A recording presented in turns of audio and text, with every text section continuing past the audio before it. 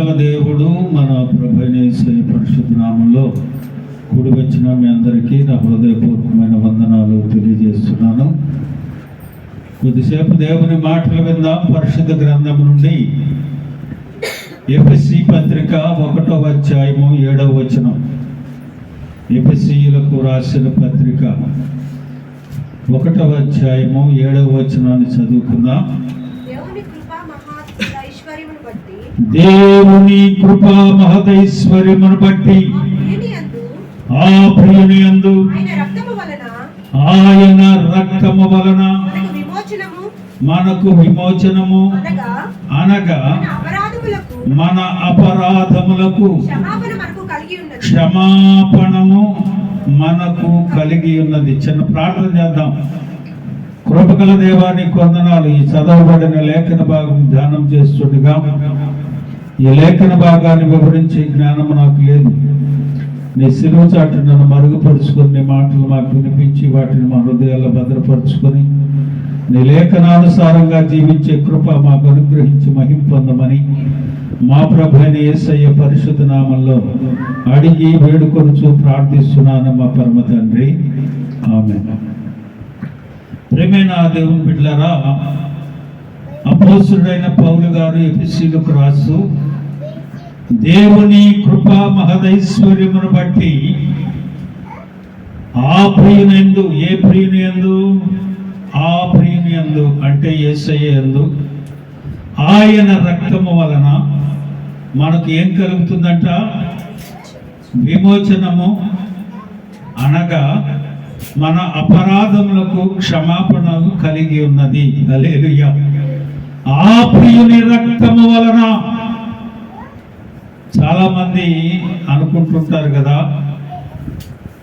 ఆయన రక్తం చిందిస్తే కలువరి సిలువలో ఆయన మరణిస్తే వీళ్ళకి విమోచనంట. 3 మేకులు పీక్కోలేనివాడు వీళ్ళకి జీవాన్ని ఎలా ఇస్తాడు? ఎన్నెన్నో లోకములో యేసయ్యని గురించి అనేకులు అనేక రీతిలుగా మాట్లాడుకుంటుంటారు. సిలువను గురించిన వార్త నశించుచున్న వారికి వెర్రితనము, కానీ మనకైతే అది దేవుని శక్తి అయ్యున్నదని అపోస్తలుడైన పౌలు గారు సెలవిస్తాడు. హల్లెలూయా. 430 సంవత్సరాలు బానిసత్వ జీవితంలో మగ్గిపోతున్న ఇశ్రాయేలు ప్రజలకు ఐగుప్తులో ఒక ఆజ్ఞ చెప్తాడు. మీరు పస్కా పశువుని వధించి ఆ వధించిన రక్తాన్ని మీ గుమ్మముల నిలువు కమ్మీలకు అడ్డ కమ్మీలకు రాసుకోండి.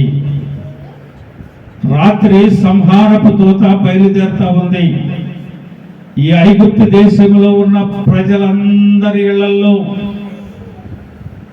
ప్రథముడు, మొదటిగా ఉన్నవాడు వధించబడతారు, చనిపోతారు. కాబట్టి ఎవరి గుమ్మముల మీద అయితే ఆ పస్కా పశువు యొక్క రక్తము గుమ్మముల మీద నిలువు కమ్మి అడ్డ కమ్మి మీద ఉంటుందో సంహారపు దూత ఆ ఇంటిని దాటి వెళ్ళిపోద్దంటాడు. హల్లెలూయా. నిర్గమాకాండం 12వ అధ్యాయం అంతా ఆ పస్కా పశువుని గురించి రాయబడి ఉంటుంది. ఆనాడు వధించబడిన ఆ పస్కా పశువే యేసు ప్రభు. హల్లెలూయా.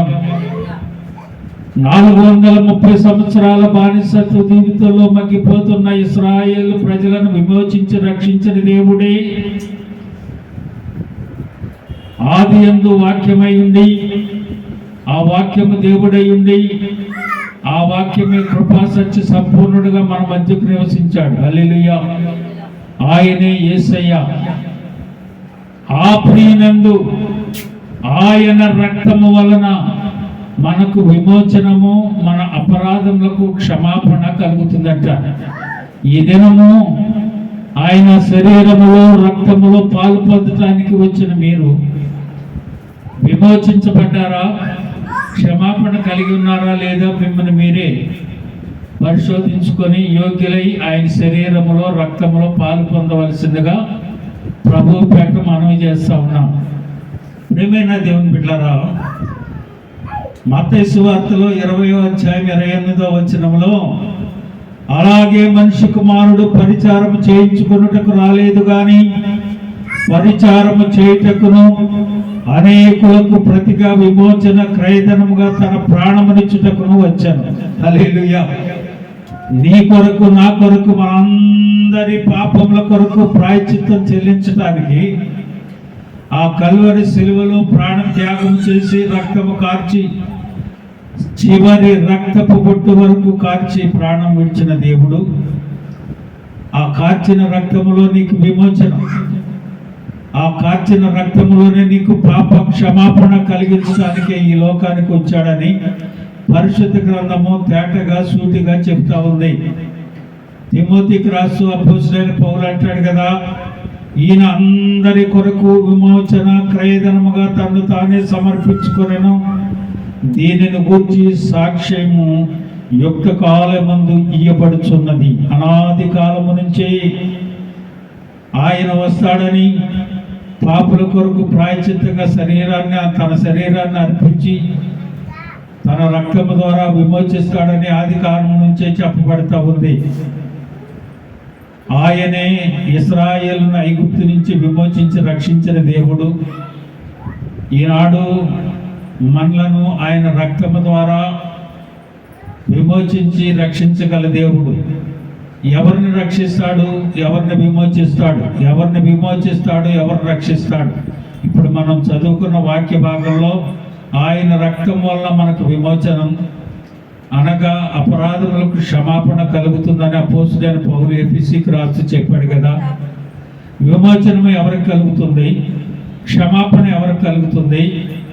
ఆ విమోచనము క్షమాపణ కలిగిన వ్యక్తులే శరీరములో రక్తంలో పాలు పొందాలి. కాబట్టి కొన్ని మాటలు ఈరోజు విమోచించబడేవారెవరు, రక్షించబడేవారెవరు, కొన్ని మాటలు మనం ధ్యానం చేసుకుందాం. మొదటిగా విమోచించబడేవారు 32వ కీర్తన 7వ వచనాన్ని చదవాలి. 32వ కీర్తన 32వ కీర్తన 7వ వచనం, నా దాగు చోటు నీవే, శ్రమలో నుండి నీవు నన్ను రక్షించదవు, విమోచన గానముతో నీవు నన్ను ఆవరించదవు. హల్లెలూయా. ఎవరైతే ఆయనను దాగు చోటుగా చేసుకుంటారో, ఆయనను దాగు చోటుగా చేసుకుంటారో వారిని శ్రమలో నుండి విడిపించి రక్షిస్తాడట, విమోచిస్తాడట. హల్లెలూయా. ప్రియమైన దేవుని బిడ్డలారా, ఆయన నీకు దాగు చోటుగా ఉన్నాడో లేదో నువ్వు చూసుకోవాలి. విమోచన గానములతో నిన్ను ఆవరించి వేసి ఉంటాడట ఆయన. ఎవరైతే ఆయనను దాగు చోటుగా చేసుకుంటారో వారిని శ్రమలో నుండి విడిపించి ఆయన వారిని విడిపిస్తారని దేవుని వాక్యం సెలవిస్తూ ఉంది. ఆయన నీకు దాగు చోటుగా ఉన్నాడో లేదో నువ్వు తెలుసుకోవాలి. చూడండి, దాగు చోటు అని అంటే ఏదైనా అపవాది లేదా ఏదైనా మన మీదకి వస్తూ ఉన్నారు ఎవరైనా, మనం ఏం చేస్తాం? పరిగెట్టుకెళ్ళి ఒక చోటుని దాక్కుంటాం కదా. ఎందుకని? అతను మన మీదకి దాడి చేయకుండా దాక్కుంటాం, కనపడకుండా దాక్కుంటాం. ఆ దాగు చోటే నీకు యేసయ్య అయి ఉండాలి. హల్లెలూయా. అప్పుడే నీ శ్రమలో నుండి నిన్ను విడిపిస్తాడు, నిన్ను విమోచిస్తాడు. రెండవది రోమాపత్రిక 3వ అధ్యాయం 24వ వచనం. మొదటిగా నీవు ఆయన దాగు చోటుగా చేసుకోవాలి. రెండవది, కాబట్టి నమ్మువారు ఆయన కృపచేతనే క్రీస్తు యేసునందున్న విమోచనము ద్వారా ఉచితముగా నీతిమంతులుగా తీర్చబడతారు. హల్లెలూయా. నమ్మువారికి ఆయన కృపచేత క్రీస్తు యేసునందలి విమోచనము ద్వారా ఉచితముగా నీతిమంతులుగా తీర్స్తాడట ఆయన. హల్లెలూయా. ప్రియమైన దేవుని బిడ్డలారా, ఈ దినం దేవుని వాక్యాన్ని వింటున్న నీవు ఆయన నమ్మి ఆయన రక్తము చేత నువ్వు విమోచించబడతావని నమ్మితే ఆయన నిన్ను నీతిమంతునిగా తీర్స్తాడట. హల్లెలూయా. ఎంత ధన్యకరమైన జీవితం మనకు అనుగ్రహించాడండి దేవుడు. ఉచితముగానే, నీవేమి చేయకుండానే ఆయన యందు ఆయనను ఆశ్రయముగా చేసుకుంటే, ఆయనను నమ్ముకుంటే నీతిమంతుడిగా చేస్తాడట దేవుడు. 3వ కీర్తన 130వ కీర్తన 7వ వచనం. 130వ కీర్తన 7వ వచనం. ఇశ్రాయేలు యెహోవా మీద ఆశ పెట్టుకొనుము, యెహోవా యొక్క కృప దొరుకును, ఆయన యొక్క సంపూర్ణ విమోచన దొరుకును. హల్లెలూయా. నీ పాపాలకి విమోచన ఆయన దగ్గరే ఉంది, ఆయన కార్చిన రక్తములోనే ఉంది. ఇశ్రాయేలు, నీవు ఆయన మీద ఆశ పెట్టుకో. మొదటిగా ఆయన దాగుచోటు చేసుకో, రెండవది ఆయన నమ్ముకో, ఆయన మీద ఆశ పెట్టుకో.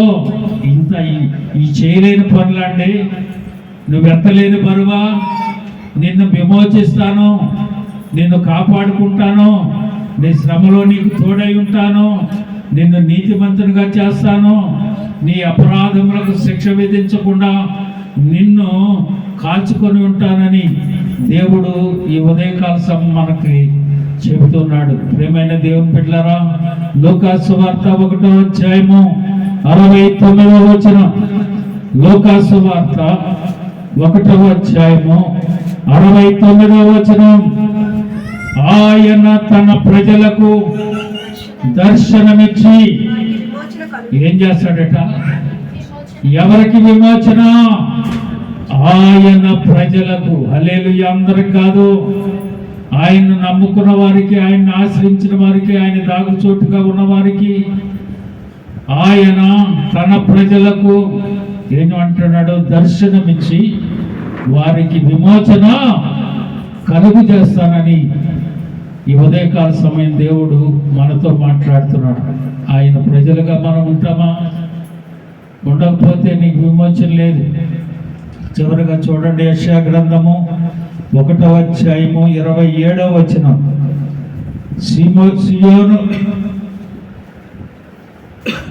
సియోనుకు న్యాయము చేతను, తిరిగి వచ్చిన దాని నివాసులకును నీతి చేతను విమోచన. దేని చేత? నీతి చేత. సియోనుకు న్యాయము చేతను, తిరిగి వచ్చిన నివాసులకు నీతి చేత విమోచనము కలుగు చేస్తాడట. ప్రియమైన దేవుని బిడ్డలారా, 5 విషయాలు విమోచన కలుగుతుందని చెప్పాను. మొదటిగా, ఆయన దాగుచోటుగా చేసుకున్న వారి శ్రమలో నుంచి విడిపించి విమోచిస్తాడు. రెండవది, ఆయన్ని నమ్ముకున్న వారిని విమోచిస్తాడు. ఆయనను ఆశ పెట్టుకున్న వారిని మూడవదిగా ఆయన విమోచిస్తాడు. నాలుగవది, తన ప్రజలకు విమోచన ఇస్తాడు. ఐదవది, నీతి చేత విమోచన కలుగు చేస్తాడు. హల్లెలూయా. క్షమాపణ ఎలా దొరుకుతుందో మరి 2 విషయాలు చెప్పాడు అక్కడ. ఆయన రక్తం వల్ల మనకు విమోచనము అనగా పాప క్షమాపణ దొరుకుతుందని చెప్పాడుగా. 5 విషయాలలో విమోచనం చూసాం.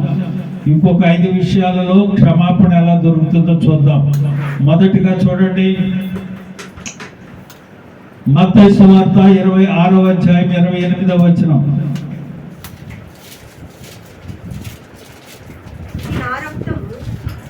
ఇది నా రక్తము అనగా పాప క్షమాపణ నిమిత్తము అనేకుల కొరకు చిందించబడుతున్న నిబంధన రక్తము. ఏంటంట? రక్తములో నీకేం దొరుకుతుందని అంటున్నాడు? పాప క్షమాపణ. హల్లెలూయా. పాప క్షమాపణ. మొదటిగా విమోచన, రెండవది పాప క్షమాపణ. హల్లెలూయా. విమోచన అంటే బంధకంలో ఉన్న నిన్ను విడిపించి తీసుకొస్తాడు. నువ్వు చేసిన పాపాలకు క్షమాపణ కలుగు చేస్తాడు. అయితే మనం చేయవలసిన పని ఏంటి? 130వ కీర్తన 4వ వచనం. అయినను జనులు నీ యందు భయభక్తులు నిలుపునట్లు నీ యొక్క క్షమాపణ దొరుకును. చూడండి, 130వ కీర్తన 4వ వచనం. అయినను జనులు నీ యందు భయభక్తులు నిలుపునట్లు ఏం దొరుకుతుందట? ఆయన యొక్క క్షమాపణ దొరుకుతుంది. ఎవరికి? ఆయన యందు భయభక్తులు కలిగి ఉన్న వాళ్ళకి. హల్లెలూయా. ఆయన యందు భయభక్తులు కలిగి ఉన్న వారికి క్షమాపణ దొరుకుతుందంట. రెండవది చూడండి, అపోస్తుల కార్యాలు 2వ అధ్యాయము 38వ వచనం. అపోస్తల కార్యాలు 2వ అధ్యాయము 38వ వచనం. పేతురు, మీరు మారు మనసు పొంది పాప క్షమాపణ నిమిత్తము ప్రతివాడు యేసుక్రీస్తు నామమున బాప్తిసము పొందుడి, అప్పుడు మీరు పరిశుద్ధాత్మ అనే వరమును పొందుతారు. ఎవరికి పాప క్షమాపణ దొరికేది? మారు మనసు పొందిన వారికి, బాప్తిసం తీసుకున్న వారికి, అందరికీ కాదు. ఆయన ఏమంటున్నారు?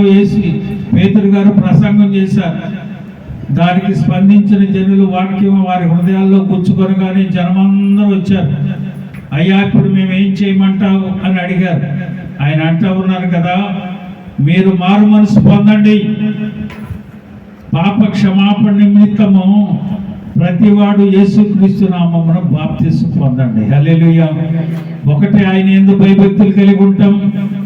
రెండవది మారు మనసు పొందటం. మూడవది బాప్తిసం తీసుకుంటాం. నాలుగవది పరిశుద్ధాత్మని వరమును కలిగి ఉండటం. హల్లెలూయా. ప్రియమైన దేవుని బిడ్డలారా, ఎవరే కాల సమయం దేవుని వాక్యాన్ని వింటున్న నీలో ఇవి ఉన్నాయో లేదో చూసుకోవాలి. చూడండి, అపోస్తల కార్యాలు 10వ అధ్యాయం 43వ వచనం. ఆయన యందు విశ్వాసం ఉంచువాడెవడో ఆయన నామం మూలముగా పాప క్షమాపణ పొందునని ప్రవక్తలందరూ ఆయన గూర్చి సాక్ష్యమిచ్చిరి. హల్లెలూయా. ఆయన యందు విశ్వాసం ఉంచిన వాడికి ఏం దొరుకుతుందట? వాడెవడో ఆయన నామం మూలముగా ఏం దొరుకుతుందట? ఆయనకి పాప క్షమాపణ. హల్లెలూయా. ప్రియమైన దేవుని బిడ్డలారా, ఎన్నో సంవత్సరాలుగా దేవుని రక్షణలో నువ్వు కొనసాగి ఉండవచ్చు, దేవుని రక్షణానుభవంలో నువ్వు ఉండవచ్చు. కానీ ఇన్ని సంవత్సరాలుగా దేవుని యొక్క పరిశుద్ధ రక్తములో శరీరములో నువ్వు పాలు పొంది ఉంచవచ్చు. వీటి యందు స్థిర విశ్వాసము కలిగి ఉండకుండా, పాప క్షమాపణ పొందకుండా, విమోచించబడకుండా నేను బాప్తిసం తీసుకున్నాను అంటే కుదరదు. విమోచించబడాలి, ఆయన రక్తంలో కడగబడాలి, పరిశుద్ధపరచబడాలి, ఆయన పరిశుద్ధ రక్తములో శరీరములో పాలుభాగస్తులు కావాలి. చూడండి, హెబ్రీ పత్రిక 9వ అధ్యాయము 22వ వచనం. హెబ్రీ పత్రిక 9వ అధ్యాయము 22వ వచనం. మరియు ధర్మశాస్త్ర ప్రకారము సమస్త వస్తువులు రక్తము చేత శుద్ధిపరచబడిననియో, రక్తము చిందించకుండా పాప క్షమాపణ కలుగుదనియో సామాన్యముగా చెప్పవచ్చును. హల్లెలూయా. రక్తము చిందించకుండా పాప క్షమాపణ లేదు, నిత్య జీవము లేదు. ప్రియమైన దేవుని బిడ్డలారా, ఒక ఆయన అడిగాడు నన్ను, అడిగాడండి. ఏమని అడిగాడంటే, చాలా కాలం క్రితం, దాదాపు 15-20 సంవత్సరాలు అవుతుంది. నేను ఒట్లూరులో మన ఈ కాలేజీ పిల్లలందరూ ఎదురుగా అద్దెకుండేవాళ్ళు. అక్కడ మాతో పనిచేసే కోటేశ్వర గారు అని ఆయన అక్కడ ఉండేవాడు. అక్కడ ఆయన రక్షణ పొందాడు మన ద్వారా. అక్కడ ప్రార్థన పెడతా ఉండేవాళ్ళు. ప్రార్థన పెడతా ఉంటే స్టూడెంట్స్, ఆ పాలిటెక్నికల్ ఇంజనీరింగ్ చదువుకున్న పిల్లలందరూ అక్కడ చుట్టుపక్కల ఉన్నాయి. ప్రార్థన పెట్టినప్పుడు అడిగేవాళ్ళు, వస్తూ ఉండేవాళ్ళు ప్రార్థన. ఒకరోజు ఒక పూట పెట్టలేదనుకుంటే అడిగేవాళ్ళు, ఎందుకు అన్నయ్య రాలేదు ఏంటి కనుక్కుండానంట. ఒక కుర్రోడు అడిగాడు నన్ను, ఒక అతను, పెద్ద అతనే, ఏమని, ఆయన ప్రాణం విడవకుండా మాట చేత సమస్తాన్ని సృష్టించగలనని చెప్పాడు కదా, అట్లాంటిది ఈయన చనిపోకుండా ఒక మాట చేత విమోచించబడవచ్చు కదా, పాప క్షమాపణ దొరికి అందరూ మరి పరిశుద్ధపరచబడేవాళ్ళు కదా ఒక మాటతో. ఎంత ప్రాసెస్ అవసరమా? ఆయన మనిషి కుమారుడిగా భూలోకానికి వచ్చి సువార్తను ప్రకటించి, శ్రమలు పడి, సిలువను మోసి, రక్తము కార్చి, సిలువ వేయబడి, మరణించి, భూస్థాపితం చేయబడి, తిరిగి లేచి, ఇంత ప్రాసెస్ అవసరం అండి, చనిపోకుండా చేయలేరా అని అన్నాడు. అయ్యా, నువ్వు ఆహారం తింటున్నావు కదా, ఆహారం తింటున్నాం. ఇప్పుడు మనం తెచ్చుకున్న ఆహారం వరి నాటిన తర్వాత ఆ వరి పెరిగి మరి వడ్ల గింజలు తయారవుతాయి కదా. కోత కోసేటప్పుడు అదేమవుద్ది? ఎదుగుతుందండి, వరి ఎదుగుతుంది. అది జీవాన్ని కలిగి చక్కగా మంచి పంట ఇచ్చింది. ఆ పంట కొయ్యకుండా, దాన్ని చంపకుండా అది మనకి ఆహారం అవుతుందా? అవదుగా. దాన్ని కోసేయాలి, అది ఎండబెట్టాలి, ఎండిన తర్వాత దాన్ని నూర్చాలి, ఒడ్డును తయారు చేయాలి. అవన్నీ ప్రాసెస్ చేసిన తర్వాత అప్పుడు మనకు అవుద్ది. ఆ ఒడ్డును లేకపోతే జీవించున్న దాన్ని తిని మనం జీవించలేము. అలాగనే ఒక మేకనో కోడో ఉంది, అది బతికుండగానే మనం తినేయగలమా? దాన్ని ఏం చేయాలి? కోసి అప్పుడు దాని మాంసాన్ని తీసి మనకి ఇస్తాడు. అది దానివల్ల మనం ఏమవుతున్నాం? జీవించబడుతున్నాం కదా. ఆహారం తిని మనం బ్రతుకుతున్నాం. దేవుడు సృష్టించిన సృష్టినే తిని మనం జీవాన్ని కలిగి ఉంటే, సృష్టికర్త అయిన దేవుడు చనిపోయి ఆహారంగా మనకు మారితే నిత్యజీవం కాలేమా? హల్లెలూయా. ఇంత ఆలోచించలేని తనం నీకు ఎందుకు వచ్చింది అని అంటే, ఇది ఒక రకంగా నువ్వు చెప్పింది చాలా బాగుందనయా, ఇంత ఇందులో దాగి ఉందని నాకు తెలియదు అని అన్నాడు. ప్రియమైన దేవుని బిడ్డలారా, లోకస్తులు ఏదో ఆశించి లేదా ఏదో నిందలు మోపాలని అనుకుంటుంటాడు. కానీ దేవుని యొక్క అనాది సంకల్పం వేరు. దేవునికి దూరమైన ఆది దంపతుల ద్వారా మానవుడు దేవుని సన్నిధిని విడిచి లోకంలోనికి వచ్చాడు. తిరిగి తనను తన యొద్దకు చేర్చుకోవాలంటే ఒక ప్రాసెస్ చేయాలి. అంత మాత్రం చేత, మాట చేత సమస్తాన్ని సృష్టించిన దేవుడు ఒక మాట చెప్తే అందరు రాగలరంటే ఎలా కుదురుద్ది? ఒక ప్రాసెస్ ప్రకారం చేయాలి. అందుకని మానవుడు తనకు దూరం అయిపోతే దేవుణ్ణి నమ్ముకున్నవాడు, ఆయన అంటాడు కదా, నన్ను నా యందు విశ్వాసం ఉంచిన వాడు చనిపోయినా బ్రతుకుతాడని చెప్పాడు. హల్లెలూయా. ఇప్పుడు ఏమన్నది? విశ్వాసము ద్వారా నీకు పాప క్షమాపణ, మారు మనసు ద్వారా పాప క్షమాపణ, బాప్తిసం ద్వారా పాప క్షమాపణ, ఆయన యందు నమ్మిక ఉంచుట ద్వారా పాప క్షమాపణ కలుగుతూ ఉందని దేవుని వాక్యం సెలవిస్తూ ఉంది. ప్రియమైన దేవుని బిడ్డలారా, చూడండి, హెబ్రీ పత్రిక 10వ అధ్యాయము 19-20 వచనాలు చూడండి. త్వరగా ముగించేస్తాను. హెబ్రీ పత్రిక 10వ అధ్యాయము 19-20 వచనాలు. సహోదరులారా, యేసు మన కొరకు ప్రతిష్ఠించిన మార్గమున అనగా నూతనమైనది, జీవము గలది, ఆయన శరీరమును తన ద్వారా ఏర్పరచబడినది అయిన మార్గమున ఆయన రక్తము వలన పరిశుద్ధ స్థలమందు ప్రవేశించుటకు మనకు ధైర్యము కలిగి ఉన్నది. హల్లెలూయా. ప్రియమైన దేవుని బిడ్డలారా, ఇవన్నీ నువ్వు తెలుసుకుంటే ఆ నిత్య జీవ మార్గం ఏంటో, ఆయన ఎందుకు బలి కావాల్సి వచ్చిందో తెలుసుకోగలుగుతాం. వాక్యం మనకు అవసరంలా. వాక్యాన్ని పరిశీలించం, చెప్పేది అర్థం చేసుకోం, దేవుడు ఏం చెప్పాడో ఆ మార్గాన్ని అనుసరించి నడవం. ఎంత స్పష్టంగా, తేటగా, సూటిగా అపోస్తలుడైన పౌలు హెబ్రీకు రాసి ఆయన అంటున్నాడు, సహోదరులారా, యేసు మన కొరకు ప్రతిష్ఠించిన మార్గం ఒకటి ఉంది, అనగా అది నూతనమైనది, జీవము గలనైన మార్గం అటది. ఆయన శరీరమును తెర ద్వారా ఏర్పరచబడినదియునైన మార్గమున ఆయన రక్తం వలన పరిశుద్ధ స్థలమందు ప్రవేశించుటకు మనకు ధైర్యము కలిగి ఉంది. హల్లెలూయా. ఆ ధైర్యమే యేసు రక్తం. ఆ రక్తము ద్వారా నీకు పాప క్షమాపణ, పరిశుద్ధ స్థలానికి ప్రవేశించుటకు మార్గం. హల్లెలూయా. కనుక ప్రియమైన దేవుని బిడ్డలారా, విమోచనము దేని ద్వారా దొరుకుతుందని చెప్పాను? చెప్పండి. విమోచనము దేని ద్వారా దొరుకుతుంది? ఆయన దాగుచోటుగా చేసుకున్నవారు శ్రమలో నుండి విమోచించబడతారని, నమ్ముకున్నవారు విమోచించబడతారని, ఆయన మీద ఆశ పెట్టుకున్న వారు విమోచించబడతారని, తన ప్రజలకు ఆయన విమోచన కలుగు చేస్తాడని, సియోనుకు న్యాయం చేత తిరిగి వచ్చిన వారి దాసులకు నీతి చేత విమోచనము, నీతిని అనుసరించి నడిచే వారికి విమోచనమని, అలాగనే క్షమాపణ ఎలా దొరుకుతుంది?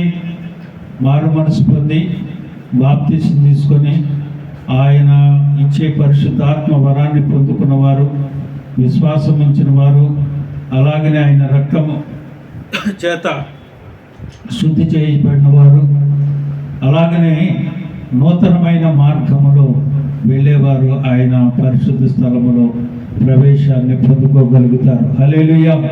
కనుక ప్రియమైన దేవుని బిడ్డలారా, ఈ ఉదయకాల సమయం ఆయన శరీరములో రక్తములో పాలు పొంది మీరు ఆ రీతిగా ఉన్నారో లేదో మీ హృదయం పరిశీలన చేసుకోవాల్సిందిగా ప్రభు పేట మనవి చేస్తున్నాను.